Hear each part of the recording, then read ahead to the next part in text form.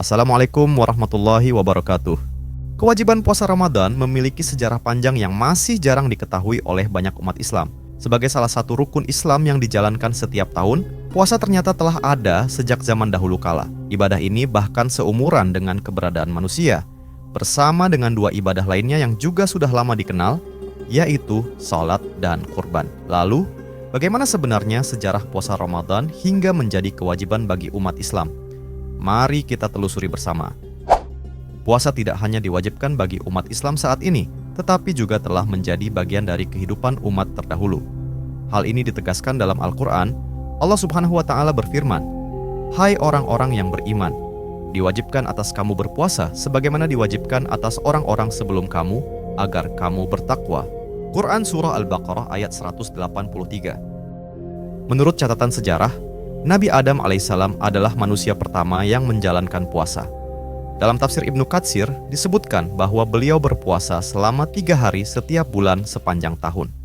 Ada juga riwayat lain yang menyebutkan bahwa Nabi Adam alaihissalam berpuasa pada tanggal 10 Muharram sebagai wujud rasa syukur setelah Allah mempertemukannya kembali dengan istrinya, Siti Hawa, di Jabal Rahmah, Arafah.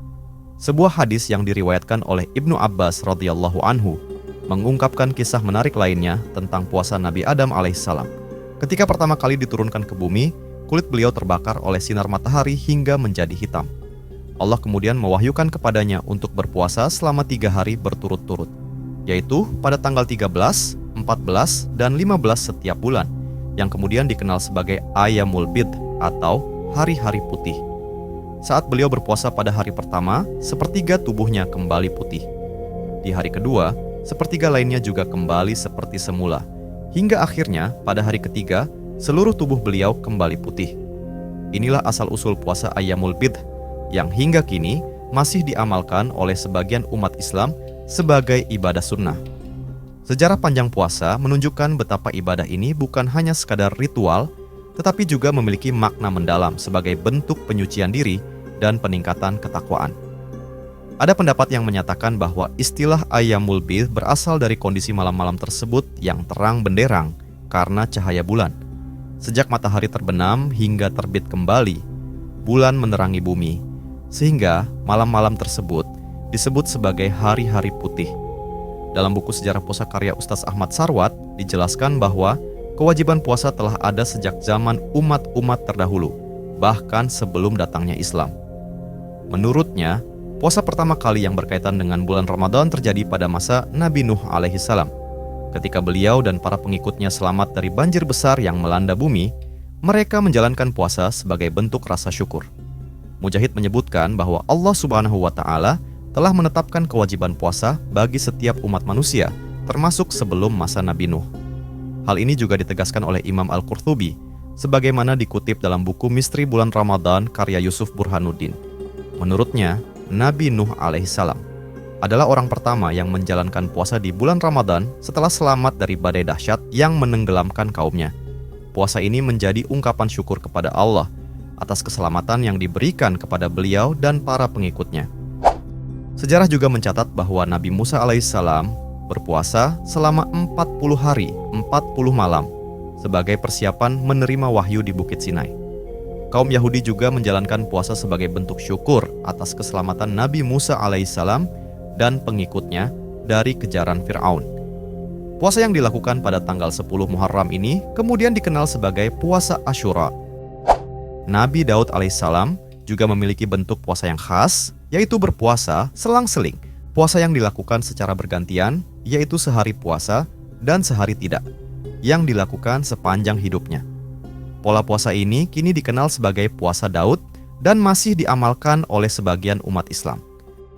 Selain itu, puasa juga menjadi bagian dari ibadah yang dilakukan oleh Maryam, ibunda Nabi Isa alaihissalam. Dalam Al-Quran, surah Maryam ayat 26, dikisahkan bahwa Maryam bernazar untuk berpuasa yang tidak hanya menahan makan dan minum, tetapi juga menahan diri dari berbicara. Ketika ditanya mengenai asal-usul anak yang digendongnya, Maryam hanya menunjuk ke arah Nabi Isa alaihissalam. Dan dengan izin Allah, Nabi Isa yang masih bayi pun berbicara untuk menjawab pertanyaan kaumnya. Peristiwa ini menjadi salah satu mukjizat besar dalam sejarah kenabian. Tidak hanya umat-umat terdahulu yang menjalankan puasa, bangsa-bangsa kuno seperti Mesir, India, Yunani, dan Romawi juga memiliki tradisi puasa. Namun, puasa mereka lebih sering dilakukan sebagai bentuk penghormatan kepada dewa-dewa atau sebagai cara menenangkan sesembahan mereka ketika merasa telah melakukan kesalahan. Beberapa tradisi puasa dari kepercayaan paganisme India masih bertahan hingga kini, meskipun tujuannya berbeda dengan puasa dalam Islam. Sementara itu, dalam ajaran Yahudi dan Nasrani, praktik puasa tetap dijalankan hingga sekarang, meskipun tata caranya berbeda dengan puasa dalam Islam. Ketika Nabi Muhammad SAW tiba di Madinah dalam peristiwa hijrah, beliau melihat bahwa orang-orang Yahudi juga berpuasa setiap tanggal 10 Muharram sebagai bentuk rasa syukur atas keselamatan Nabi Musa alaihissalam dari Fir'aun. Rasulullah SAW kemudian menyetujui puasa ini, tetapi menambahkan satu hari tambahan agar berbeda dengan praktik kaum Yahudi. Masyarakat Arab Kristen sebelum datangnya Islam juga memiliki tradisi puasa yang dilakukan selama 50 hari. Namun, praktiknya berbeda dengan puasa Ramadan atau puasa Asyura. Mereka diperbolehkan makan dan minum, tetapi dilarang mengonsumsi daging, telur, dan susu selama periode tersebut. Dari berbagai catatan sejarah ini, dapat disimpulkan bahwa puasa merupakan salah satu ibadah tertua yang telah dilakukan oleh berbagai umat manusia sejak zaman dahulu. Meski caranya beragam, esensi dari puasa tetap sama, yaitu sebagai bentuk pengendalian diri dan pendekatan kepada Tuhan. Ketika kewajiban puasa pertama kali ditetapkan bagi umat Islam, aturan dan praktiknya berbeda dengan yang kita kenal saat ini. Berdasarkan pendapat yang kuat, puasa mengalami beberapa tahapan perkembangan hingga akhirnya menjadi seperti yang diamalkan sekarang. Pada awalnya, puasa Asyura pada tanggal 10 Muharram merupakan puasa yang diwajibkan bagi umat Islam. Bahkan, kaum Yahudi pada masa itu juga menjalankan puasa di hari tersebut. Dalam sebuah riwayat, Ibnu Abbas radhiyallahu anhu menceritakan bahwa ketika Nabi Muhammad SAW tiba di Madinah, beliau mendapati orang-orang Yahudi sedang berpuasa. Saat ditanya alasan mereka berpuasa, mereka menjawab, "Hari ini adalah hari besar, karena pada hari ini Allah menyelamatkan Nabi Musa dan menenggelamkan Fir'aun." Nabi Musa berpuasa sebagai bentuk rasa syukur kepada Allah. Menanggapi hal ini, Rasulullah SAW pun bersabda bahwa umat Islam lebih berhak mengikuti ajaran Nabi Musa alaihissalam daripada kaum Yahudi. Oleh karena itu, beliau turut berpuasa pada hari Asyura dan memerintahkan para sahabatnya untuk melakukannya juga. Setelah kewajiban puasa Asyura, tahap berikutnya adalah diwajibkannya puasa di bulan Ramadan. Pertama kali diwajibkan untuk berpuasa Ramadan oleh Allah Subhanahu wa Ta'ala bagi umat Islam terjadi pada tahun kedua Hijriah. Saat itu, Nabi Muhammad SAW baru saja menerima perintah untuk mengubah arah kiblat dari Baitul Maqdis di Palestina ke arah Masjidil Haram di Makkah setelah Nabi Muhammad SAW dan para sahabat hijrah dari Makkah ke Madinah. Kewajiban ini tercantum dalam Al-Quran. Allah Subhanahu wa Ta'ala berfirman, "Wahai orang-orang yang beriman, diwajibkan atas kamu berpuasa sebagaimana diwajibkan atas orang-orang sebelum kamu agar kamu bertakwa." Quran Surah Al-Baqarah ayat 183. Selama hidupnya, Rasulullah SAW melaksanakan puasa Ramadan sebanyak 9 kali. Puasa ini menjadi salah satu ibadah yang diutamakan, sebagaimana sabda beliau, "Barang siapa yang berpuasa di bulan Ramadan dengan penuh keimanan dan mengharap pahala, maka akan diampuni dosa-dosanya yang telah lalu." Hadis riwayat Bukhari dan Muslim. Namun, pada masa awal penerapannya, aturan puasa Ramadan jauh lebih ketat dibandingkan sekarang. Setelah berbuka di waktu maghrib, umat Islam hanya diperbolehkan makan dan berhubungan dengan istri hingga sholat Isya atau sebelum mereka tertidur. Jika seseorang tertidur setelah berbuka, maka ia tidak diperbolehkan makan lagi hingga waktu maghrib keesokan harinya. Peraturan ini cukup memberatkan, sehingga banyak orang yang kesulitan menjalaninya.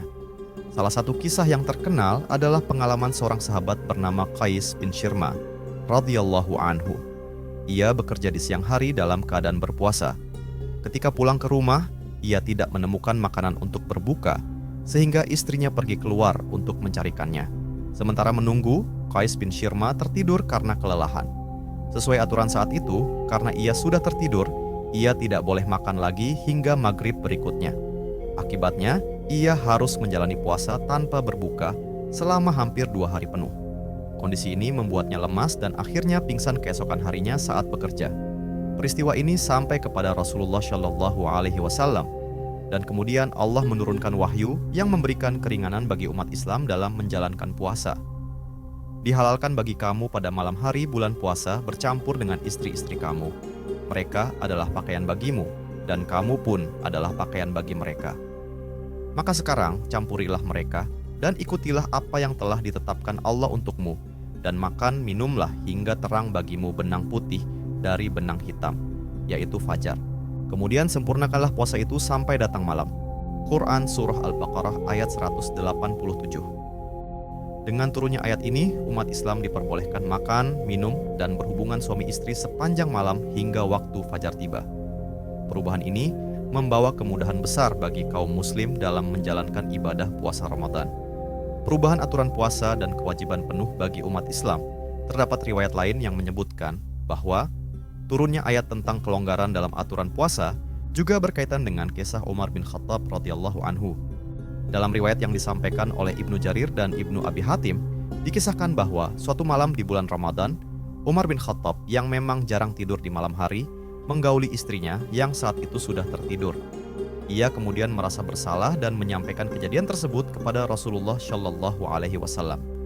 Tidak lama setelah itu, Allah menurunkan firman-Nya dalam surah Al-Baqarah ayat 187 yang memberikan kemudahan bagi umat Islam dalam menjalankan puasa. Setelah turunnya ayat tersebut, aturan mengenai puasa mengalami perubahan.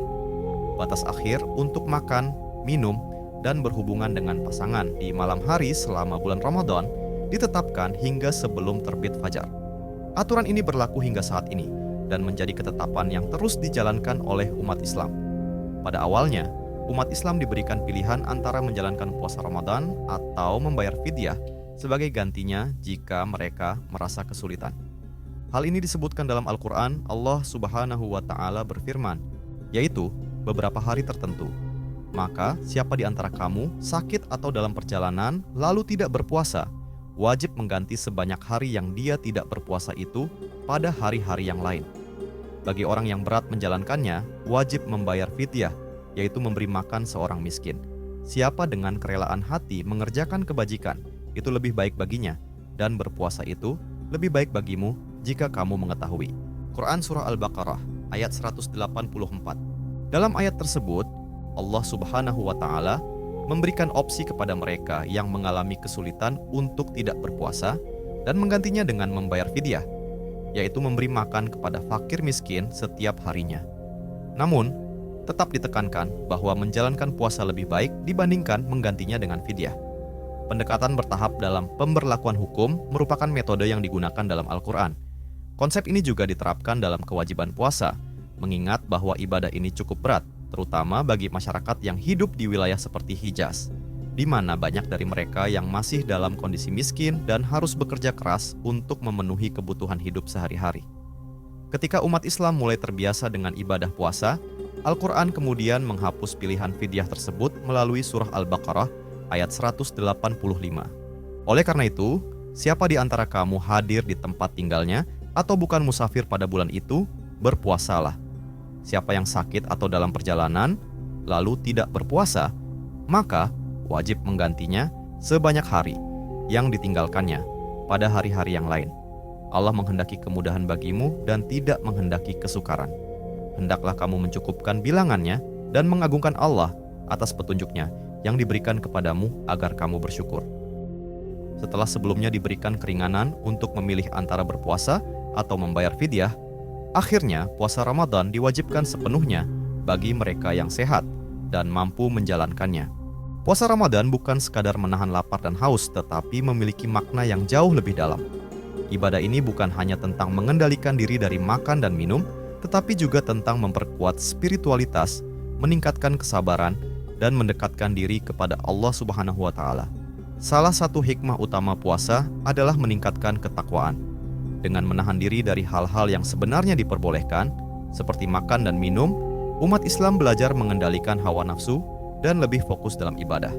Selain itu, puasa juga melatih kesabaran, mengajarkan ketahanan dalam menghadapi berbagai ujian kehidupan, serta membentuk pribadi yang lebih kuat dan penuh keikhlasan. Puasa juga membawa manfaat bagi tubuh dan jiwa.